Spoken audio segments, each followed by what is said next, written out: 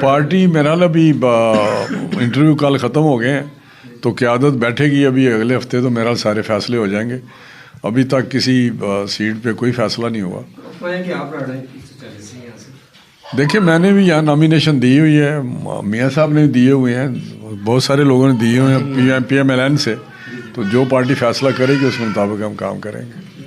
یار ہماری کوئی پالیسی نہیں ہے. ہم تو کہتے ہیں پی ٹی آئی میدان میں آئے اور الیکشن لڑے. ہم تو تیار ہیں, ہمیں پتہ ہے پی ٹی آئی کا کتنا پانی کس پانی میں ہے.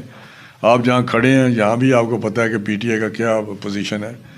ایک شور شرابہ ضرور ہے لیکن کسی جگہ بھی پی ٹی آئی کو آپ اس طرح نہ دیکھیں کہ کوئی خدا نخواستہ پتہ نہیں پی ٹی آئی کا کیا سلسلہ ہے.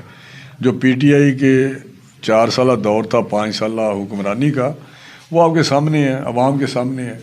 جو عمران خان نے 4 سال تباہی کی ہے وہ میرا حال پاکستان کی تاریخ میں نہیں. ابھی بین الاقوامی جو بڑے بڑے جرنلسٹ ہیں, جریدے ہیں, وہ آپ آج ساری اخباروں میں ہی آئے ہیں, سوشل میڈیا بھی آئے ہیں, وہ لکھتے ہیں کہ اگر پاکستان کا دوبارہ عمران خان کو موقع ملا تو پاکستان تیزی سے تباہی کی طرف جائے گا.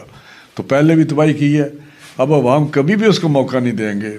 مجھے یقین ہے 100% اللہ کے فضل سے کہ اس کے کرتوتوں کا پتہ ہے. چند لوگ ہیں شور کر رہے ہیں اور کچھ بھی نہیں ہے. تو بلہ ہو یا نہ بلہ ہو, لیکن ایک بات ضرور ہے کہ ہائی کورٹ کا جو فیصلہ ہے اس سے پتہ چلتا ہے. پہلے بھی ہم کہتے تھے جو مختلف عدالتوں میں اس کے کیسز کا جو سلسلے ہو رہے تھے, تو پشاور ہائی کورٹ سے تو پتہ چل گیا کہ کس طرح عدالتوں کا جھکاؤ عمران خان کی طرف ہے, جو میں سمجھتا ہوں کہ یہ مناسب نہیں ہے. جو کیسز ہیں وہ تو اس پہ تو میرا یہی ہے کہ جو کیسز ہیں وہ قانون کا سامنا کریں.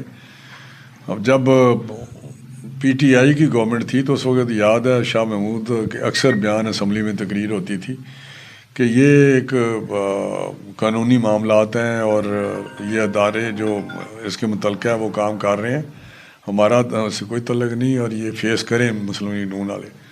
اب ان کے تو جائز کیسز ہیں, مسلم لیگ نون پہ تو جھوٹے کیس بناتے تھے, ان کے اوپر تو 100% جائز ہیں. جو سائفر کا کیس ہے وہ 100% اسی کی ذہن کی سوچ ہے شاہ محمود کی, اور شاہ محمود اگر اس میں آج جواب دہ ہے تو جواب دینا چاہیے اس کو.